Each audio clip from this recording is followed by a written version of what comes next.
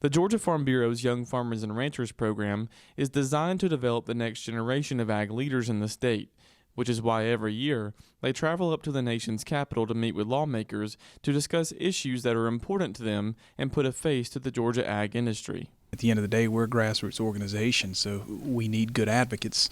But also, I tell them usually at the beginning of this trip is I'm hired to be your voice in D.C. Folks up here know me, members, staff. I'm up here working your issues daily, but I'm not back home on the farm ever. So I don't have that credibility that folks like this on this trip have, and I need that credibility at the end of the day if we're going to move the needle.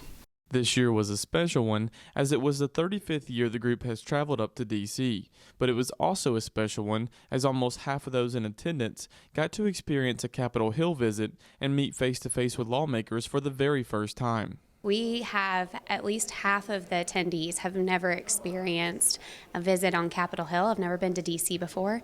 And so just to have that experience where you're sitting down across from your elected official and they're actually listening to you, they're talking with you, they're realizing that they live in the same district that you live in and they can share experiences.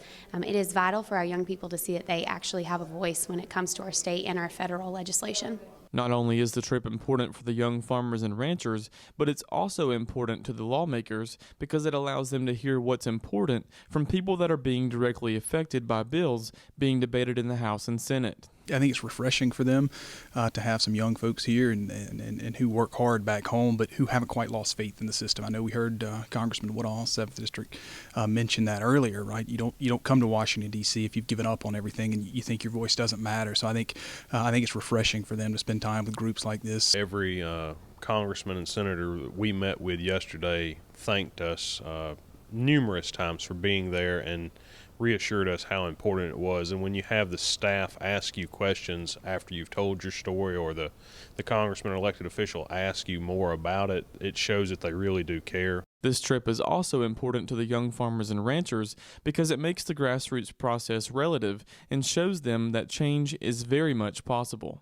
I think it's important for them to see that one person actually can make a change in this whole big political process that everybody thinks is so removed from the American people.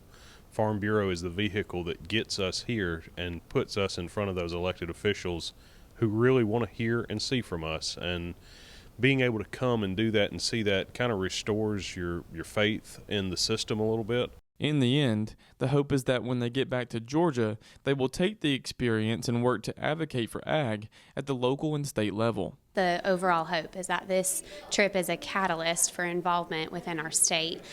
We hope that these 30 young people will go back. They're representing all 10 districts in Georgia, and that they go to a district meeting or a county meeting and they get those young people involved at their county level because, especially within our organization, that's where it all starts. Reporting in D.C. for the Farm Monitor, I'm John Holcomb.